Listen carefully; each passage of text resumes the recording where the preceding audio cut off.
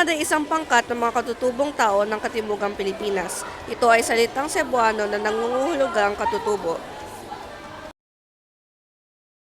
May 17 pangkat ng lumad sa Pilipinas: Ata, Bagobo, Banwaon, Bilaan, Bukidnon, Dibabawon, Higawanon, Mamanwa, Mandaya, Manguwangan, Manobo, Saka, Tagakaulo, Tasaday, Tiboli, Teduray at Ubo. Ayon sa Lumad Development Center Incorporation, may 18 pangkat ng lumad sa 19 na lalawigan ng Pilipinas. Ito ay binubuo ng 12 hanggang 13 milyong tao o 18% ng kabuuang populasyon ng Pilipinas.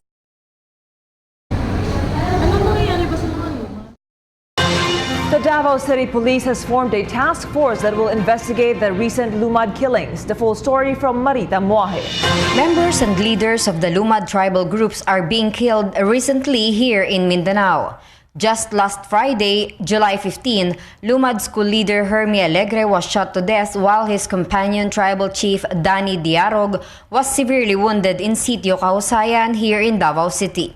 Alegre is an officer of the Parent Teachers Association of the Salugpungan Tatano Igkanugon Community Learning Center, while Diarog is the chieftain of the Bagobo tribe. They were on their way home after attending a meeting with the National Commission on Indigenous People or NCIP when they were ambushed by a riding in tandem. Ben Labawan was also killed last July 6, still here in Davao. After this, on July 12, two women teachers identified as Fahara Kabuntalan La and Siti Usop Abdullah were also killed while their tricycle driver was wounded in Cotabato City. Despite this, Barangay Captain Bangkas believes that President Duterte will not abandon. May batas ba na pumoprotekta sa mga lumad? Meron. Ano kaya yung batas na yun? Ang batas ng Republika bilang 8371 o Indigenous Peoples' Rights Act of 1997. Ito ay ang batas na kumikilala, nagtatanggol at nagtataguyod sa karapatan ng katutubong pamayanang kultural. Ito ay binuo ng pambansang komisyon para sa katutubong Pilipino, nagtatadhana ng kaukulang kaparaanan sa pagpapatupad at naglalaan ng gugulin para dito at sa iba pang layunin. Ito ay nagbibigay ng karapatan sa lupaing ninuno, karapatan sa sariling pamamahala, katarungang panlipunan at karapatan sa kabuuang pagkalinangan.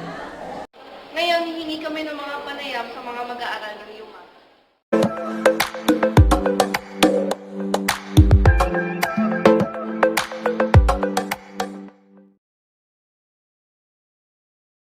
Ano po sa tingin nyo ang dahilan kung bakit nangyayari ang pagpatay sa mga lumad? Well, I think it's more on yung interest sa properties nila. Because lumads kasi, they are considered yung mga ancestral people. So they were there even before the Spanish came. So as part of the IPA, People's Right Act, Indigenous People's Right Act, there are certain properties that are considered ancestral domains, meaning despite not having any title, kasi ngayon ang property mo dapat nakatitulo sa'yo, but that's not the way indigenous people know ownership of property, diba? So ancestral domains are considered as owned by the, diba, and exclusively for the indigenous people kahit wala silang title over their property, kasi para sa kanila it's a different system of owning of land. Now kung bakit sila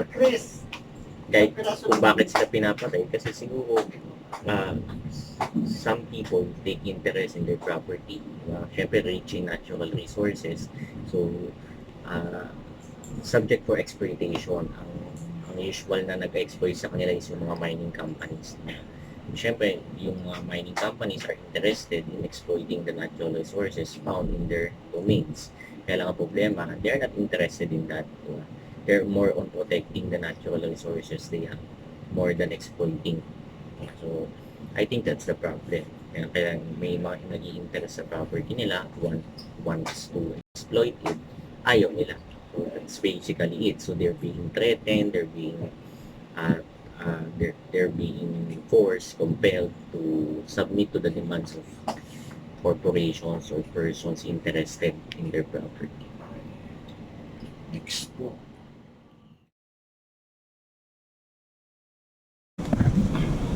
Masasabi mo bang nasasagawa ang batas na pumoprotekta sa mga indigenous people or yung Public Act 8371, Indigenous People Right Acts of 1997 at bakit? I think if you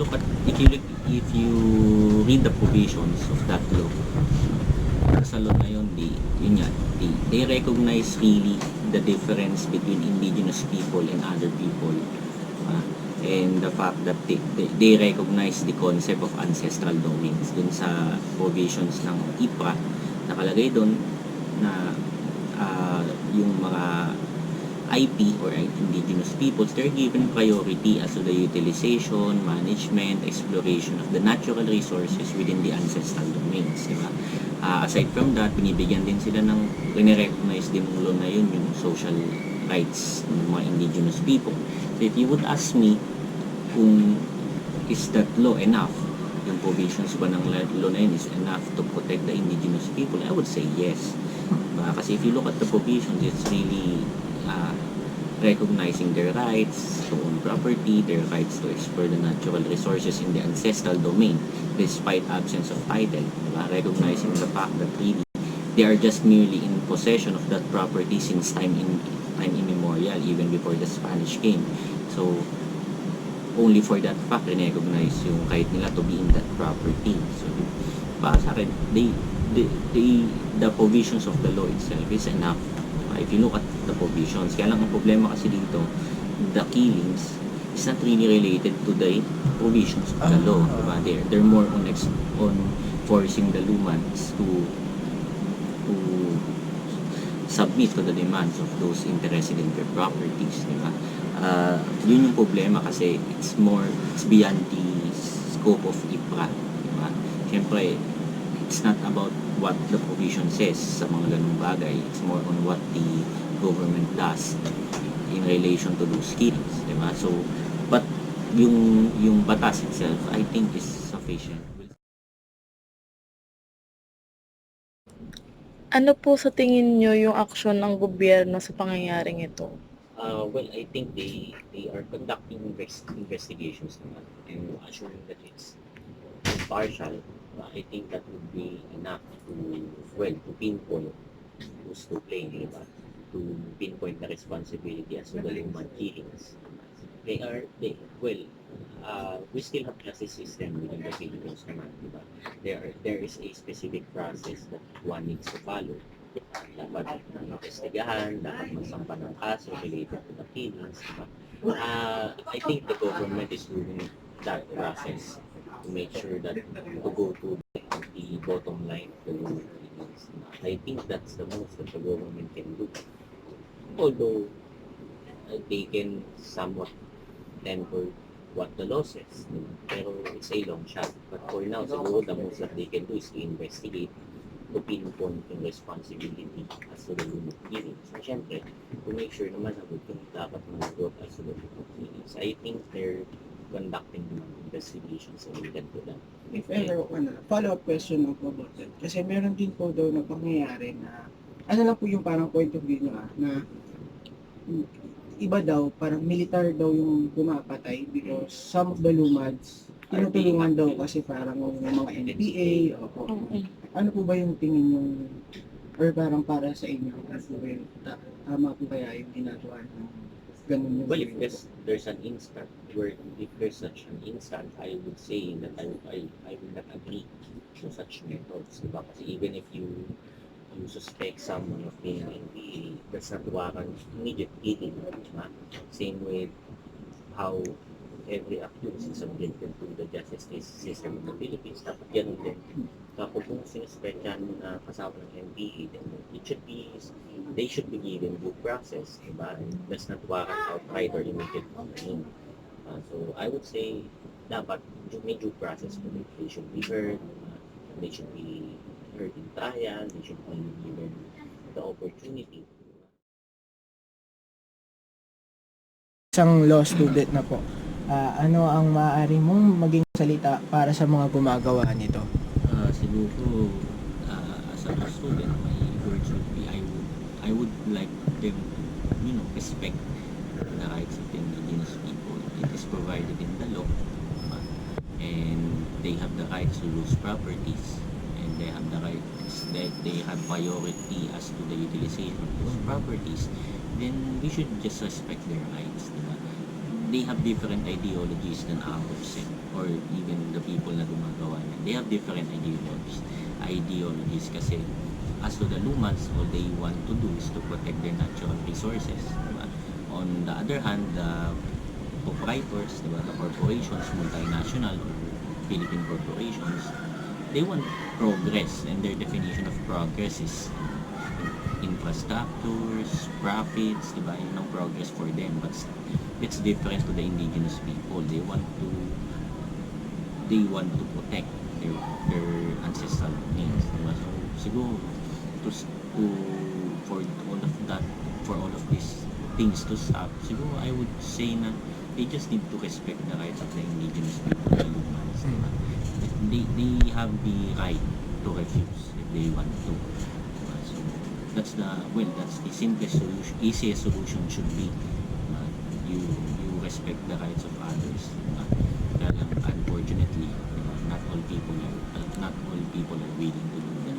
Okay? But I think that's the simplest way of stopping the killings. You respect them. If they don't want to, then you respect it. So yun lang, I want them to respect the law. Diba?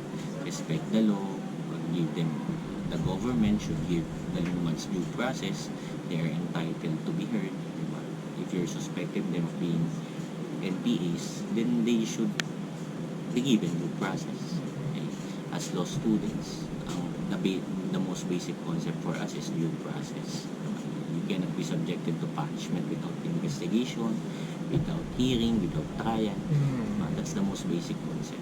So I think that would be very important, considering na madaming killings against the Lumads na nangyayari. Okay? So that's the most important. Ang dahilan kung ba't nangyayari ang pagpatay sa Lumad?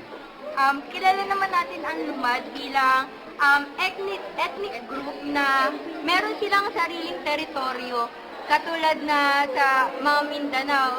Kaya siguro parang pinapatay sila dahil gusto kunin at angkinin yung teritoryo nila. Pangalawa po, masasabi mo bang nasasagawa ang batas na pumoprotekta sa mga indigenous people? Para sa akin, in my own opinion, hindi. Kasi marami na yung nangyayari. Maraming napapaalis sa kanilang mga teritoryo, pero asa yung gobyerno, parang wala naman nagagawa.